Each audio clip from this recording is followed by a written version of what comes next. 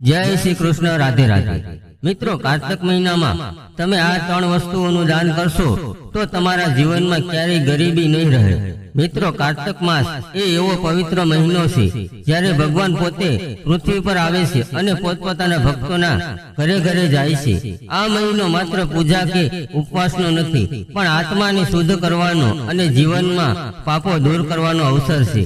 કહેવામાં આવ્યું છે કે જે માણસ કાર્તક માસ પૂરો થવા પહેલા 3 વિશેષ દાન કરે છે તેના જીવનમાંથી દરિદ્રતા કાયમ માટે દૂર થઈ જાય છે। કારણ કે દાન માત્ર ધનને આપવા કે લેવાનું નથી, એ હૃદયની પવિત્રતા અને આત્માની નિમ્રતાનું પ્રતીક છે। જે દિવસે માણસ સાચા ભાવથી દાન કરે છે એ દિવસે તેનું ભાગ્ય બદલાઈ જાય છે। એટલે આજની આ વાર્તા ધ્યાનપૂર્વક સાંભળજો, કારણ કે આ માત્ર દાનની વાત નથી કરતી, પણ એ જણાવે છે કે ક્યાં 3 દાન એવા છે જે ભગવાન વિષ્ણુને અત્યંત પ્રિય છે અને જેનાથી જન્મો જન્મની દરિદ્રતા દૂર થઈ જાય છે।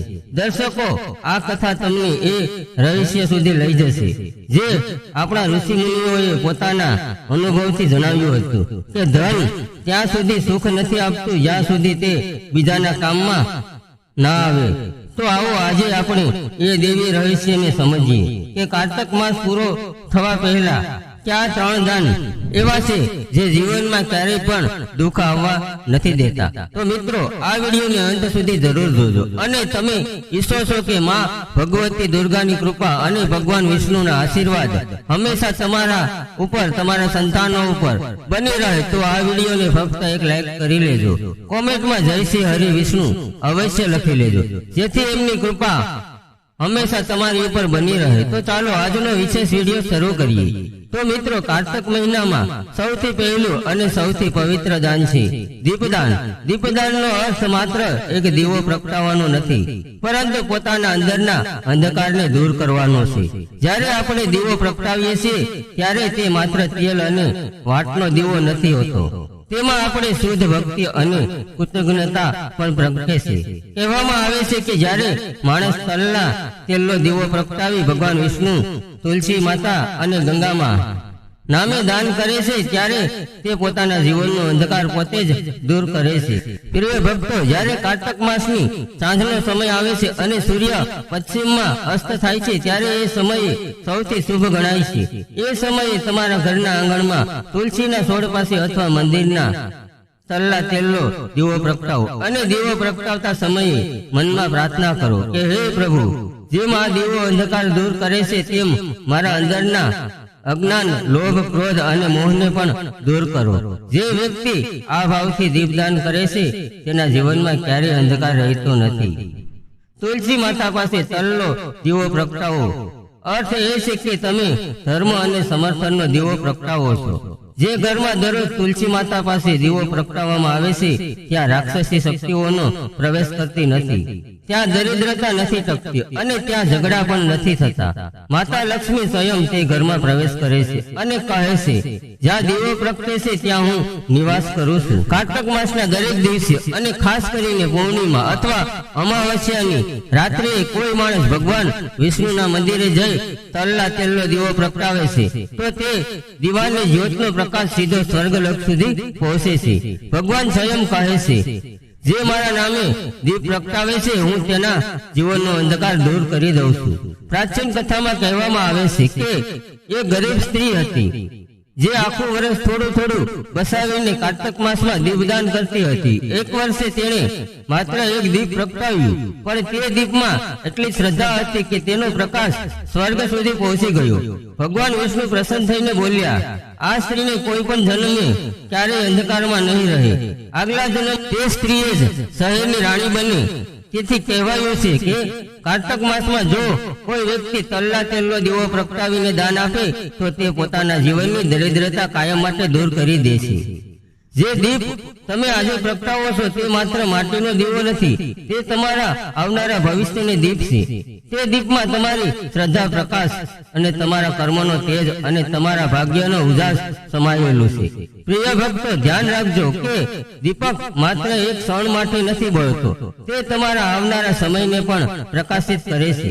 કોઈ મનુષ્ય કાર્તક માસમાં તલના તેલનો દીપદાન કરે છે તે પાપ નષ્ટ થઈ જાય છે અને ભગવાન વિષ્ણુ તેના જીવનમાં સૌભાગ્યનો દીપ પ્રગટાવે છે. તેથી આજે જ્યારે સાંજનો સમય થાય ત્યારે શ્રદ્ધાથી દીપક પ્રગટાવો. તે દીપકની જ્યોતથી ભગવાનના શરણોને નમન કરો અને કહો કે હે પ્રભુ, આ દીપદાન પ્રકાશથી મારું મન પણ પ્રકાશિત થઈ જાય. આ જ દીપદાન તમારા જીવનનું સૌથી મોટું પુણ્ય બની જશે. મિત્રો, બીજું દાન છે વસ્ત્રદાન. પ્રિય દર્શકો, કાર્તક માસમાં કરેલું દરેક દાન અદ્ભુત ફળ આપે છે, પરંતુ વસ્ત્રદાન એવું પુણ્ય કર્મ છે જે મનુષ્યના હૃદયમાં દયાના, કરુણ અને નિમ્રતાનો પ્રકાશ જગાવે છે. આ ફક્ત કપડાં આપવાનું કાર્ય નથી, આ તો બીજાના જીવનમાં ગરીબી અને સન્માન આપવાનું માધ્યમ છે. શાસ્ત્રમાં કહેવાયું છે કે જે મનુષ્ય વસ્ત્રદાન કરે છે તેને સુખ, આયુષ્ય અને કીર્તિ ત્રણેયના આશીર્વાદ મળે છે. કાર્તક માસમાં જ્યારે ઠંડીની હવા વહે છે, જ્યારે સવાર ઓશીની બૂંદો ધરતી પર મોતી બની પડે છે, ત્યારે એ જ ઓશ કોઈ ગરીબના શરીર પર ઠંડીનું દુઃખ બની જાય છે. એવા સમયે જો કોઈ જરૂરિયાતમંદોને તમે વસ્ત્ર ઓઢાડી આપો તો તમે ફક્ત કપડાં નથી આપતા, તમે ભગવાનને સ્વયં ઓઢાડી આપો છો. ભક્તો, આ જ સમય છે જ્યારે મનુષ્યનું નાનું દાન ભગવાનની નજરમાં મોટું બની જાય છે. કારણ કે ભગવાન વિષ્ણુ પોતે કહે છે કે જે મારો કોઈ સ્વરૂપને ઢાંકે છે તેને હું વૈકુંઠમાં સ્થાન આપું છું. અને આપણે જાણીએ છીએ કે દરેક જીવનમાં ભગવાનનો જ વાસ છે. કલ્પના કરો કે ગરીબ વૃદ્ધ રસ્તાના કિનારે ઠંડીથી કાપી રહ્યો છે. તેની આંખોમાં ડર નથી, પરંતુ આશાની કિરણ છે. કદાચ કોઈ આવશે અને તેને એક ઊની ચાદર આપશે, અને જ્યારે તમે જઈને તમારા હાથથી તેને ચાદર ઓઢાડી આપો છો, તે તમારા પગને સ્પર્શશે અને તેના હોઠ પરથી ફક્ત 2 શબ્દ નીકળે છે, ભગવાન તમને સુખી રાખે. શું તમે જાણો છો, આ આશીર્વાદ તમારા આખા જીવનનો માર્ગ બદલી દે છે. કારણ કે એ જ આશીર્વાદ કોઈ ભૂખ્યો ને ઠંડીથી તડપાવતા માણસનું મુખેથી નીકળે છે. તે સીધો સ્વર્ગ સુધી પહોંચે છે અને ત્યાંથી પાછો લક્ષ્મી સ્વરૂપે તમારા ઘરમાં આવે છે. પુરાણોમાં એક કથામાં આવે છે કે એક વખત એક બ્રાહ્મણ પરિવારની સ્ત્રીએ કાર્તક માસમાં પોતાના પતિ માટે બસાવી રાખેલી ઊનની ચાદર એક સાધુને દાન આપી દીધી. રાત્રે જ્યારે તે સુવા ગઈ ત્યારે સપનામાં ભગવાન વિષ્ણુ પ્રગટ થયા અને સ્મિત સાથે બોલ્યા કે તમે આજે મને ઓઢાડ્યું છે, તેથી હું તમારા ઘરને ક્યારે ખાલી નહીં રહેવા દો. અને બીજા જ દિવસે તે પરિવારની રાજા પાસેથી ધન, સન્માન અને અન્ન મળ્યું. પ્રિય ભક્તો, વસ્ત્રદાન માત્ર વસ્ત્રનો ત્યાગ નથી, તે અહંકારનો ત્યાગ છે. દાન એ જ સાચું છે જે દેખાવ વગર હૃદયને કરુણાથી બીજાના ચહેરા પર મુસ્કાન બની પહોંચે છે. તેથી કાર્તક માસમાં જો તમારી પાસે એક પણ નવું કપડા અથવા જૂનું પણ હોય, શાલ, ધોતી કે સાડી હોય, તો તેને કોઈ ગરીબ, વૃદ્ધ અથવા અસ્થિર મગજના વ્યક્તિને દાન કરો. કારણ કે જે શરીર ઢાંકે છે તે મનને ઢાંકનાર ભગવાનનો પ્રિય બની જાય છે. માતા લક્ષ્મી સ્વયં કહે છે, જ્યાં કરુણા છે ત્યાં હું સદાય નિવાસ કરું છું. તેથી ભક્તો, કાર્તક માસના આ શુભ સમય દરમિયાન વસ્ત્રદાન જરૂર કરો. આ દાન તમારા ઘરની દરિદ્રતા દૂર કરશે, તમારા વંશને સમૃદ્ધિ બનાવશે અને તમને એવી શાંતિ આપશે જે કોઈ સોનું કે રત્ન પણ નથી આપી શકતું. મિત્રો, ત્રીજું દાન છે અન્નદાન. પ્રિય દર્શકો, તમારા દાનોમાંથી સૌથી ઉત્તમ અને પવિત્ર દાન છે અન્નદાન. ધર્મ ગ્રંથોમાં સ્પષ્ટ લખેલું છે કે અન્નદાન નમઃ, પરમદાન નમઃ, વિદ્યાદાન નમઃ, પરમેશ્વરમ યથા. દુનિયાના તમામ દાનોમાં અન્નદાન સર્વોત્તમ છે, કારણ કે અન્ન જીવનનો આધાર છે. જે વ્યક્તિ ભૂખ્યા મનુષ્યને ભોજન કરાવે છે તે કોઈ સામાન્ય માણસ નથી, પરંતુ ભગવાનને તૃપ્ત કરે છે. કાર્તિકી માસમાં જ્યારે સૃષ્ટિની ઉર્જા સૌથી શાંત અને દિવ્ય બને છે, ત્યારે આપેલું અન્નદાન અસંખ્ય જન્મોના પાપોનો નાશ કરે છે. તેથી કહેવાય છે કે જે મનુષ્ય કાર્તક માસમાં અન્ન દાન કરે છે તેને હજારો યજ્ઞ જેટલું પુણ્ય પ્રાપ્ત થાય છે. પ્રિય ભક્તો, અન્નદાન માત્ર કોઈને ભોજન કરાવવાનું કાર્ય નથી, તે એક ભાવ છે, એક ત્યાગ છે અને એક દયાનું સ્વરૂપ છે. જ્યારે કોઈ ભૂખ્યાના પેટમાં અન્ન પહોંચે છે ત્યારે તેના ચહેરા પર જે સંતોષ દેખાય છે એ જ ભગવાનના આશીર્વાદ હોય છે. અને જેને આ આશીર્વાદ મળે છે તેના ઘરમાં ક્યારેય અન્નની અસદ રહેતી નથી. પુરાણોમાં એક સુંદર કથા કહેવામાં આવી છે કે એક વખત એક સામાન્ય ખેડૂત હતો. તેનું નામ હતું માધવ અને તેનું ઘર બહુ ગરીબ હતું, પણ હૃદય ખૂબ જ ઉદાર હતું. કાર્તક માસની પૂર્ણિમાના દિવસે તેના પાસે માત્ર એક મુઠ્ઠી ચોખા બાકી હતા. ત્યારે જ તેના દ્વાર ઉપર એક ભૂખ્યા સાધુ આવ્યા અને ભોજન માંગ્યું. ત્યારે માધવની પત્નીએ કહ્યું કે આ તો આપણા બાળકો માટે સહેલું અન્ન છે. પણ માધવ બોલ્યો, જો આજે કોઈ ભૂખ્યાને અન્ન નહીં આપીએ તો આ અન્ન પણ વ્યર્થ છે. તેને તે ચોખા સાધુને આપી દીધા.